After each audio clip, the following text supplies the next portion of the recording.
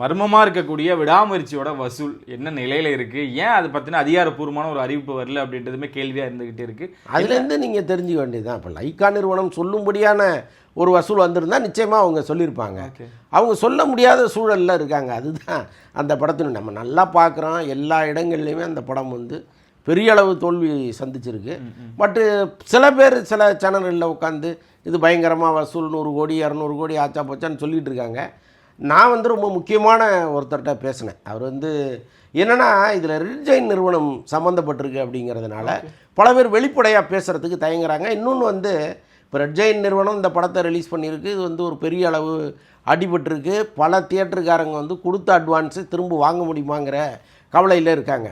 அப்போ அவங்க ரெட் ஜெயின் நிறுவனத்தை தொடர்பு கொண்டு சார் உங்களுக்கு இவ்வளோ லாஸ் ஆகிடுச்சின்னு சொல்லும்பொழுது பின்னாலேயே நாங்கள் வந்து நிலவுக்கு என்மேல் என்னடி கோபம் ரிலீஸ் பண்ண போகிறோம், அந்த படத்தில் நம்ம நேர் பண்ணிக்கலாம் இந்த கணக்கை, அதனால் நீங்கள் அமைதியாக இருங்க அப்படின்ட்டாங்க. அதனால் பல பேர் வெளியிலேயே சொல்லலை. நான் இந்த திரையரங்கம் சார்ந்த ஒரு முக்கியமான ஒருத்தர்கிட்ட பேசும்போது அவர் பயங்கரமாக சிரித்தார். எதை பார்த்து அப்படின்னா, இப்போ இந்த சேனலில் உட்காந்து இத்தனை கோடி வசூல் 600 கோடி வசூல் 700 கோடி வசூல்னு பேசிகிட்டு இருக்காங்கல்ல, இவங்களை பற்றி எல்லாம் வந்து ஒரு பயங்கரமாக சிரித்தார். என்ன நோக்கத்தில் இவங்க பேசுகிறாங்கன்னு நமக்கு தெரியல சார், உள்ளபடியே வந்து நாங்கள் பயங்கர திகைப்புக்கு ஆளாக இருக்கோம். ஆனாலும் நம்ம அந்த நிறுவனத்தை தொடர்பு கொள்ளும்பொழுது நீங்கள் எதுக்குமே கவலைப்படாதீங்க சார், நாங்கள் வந்து அந்த லாஸை உங்களுக்கு சரி பண்ணிடுறோம், அடுத்து வர்ற படத்தில் சரி பண்ணிக்கலாம், நீங்கள் ஒன்றும் பெருசாக டென்ஷன் ஆகாதீங்கன்னு சொல்லிட்டாங்க. அதனால தான் யாருமே பேசாமல் அமைதியாக இருக்கும் அப்படின்னு சொல்கிறாரு.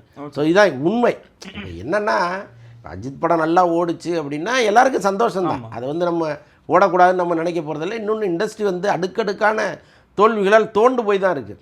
அப்போ அஜித் மாதிரி ஒரு பெரிய ஸ்டாரு தமிழ் சினிமாவே நினச்சா அவர் வந்து ஒரு கமர்ஷியல் படத்தை பண்ணார்னா அப்படி தூக்கி நிறுத்திட முடியும். இந்த படம் வந்து அவங்க எதிர்பார்த்த அளவுக்கு இல்லை, ஆட்டோமேட்டிக்காக விழுந்துருச்சு, 2வது நாளே விழுந்துருச்சு. அது திரும்ப வந்து அது மேலே ஏறவே இல்லை. இதுதான் உண்மை. இப்போ அந்த லைக்கா நிறுவனம் படு துயரத்துக்கு ஆளாயிருக்கு.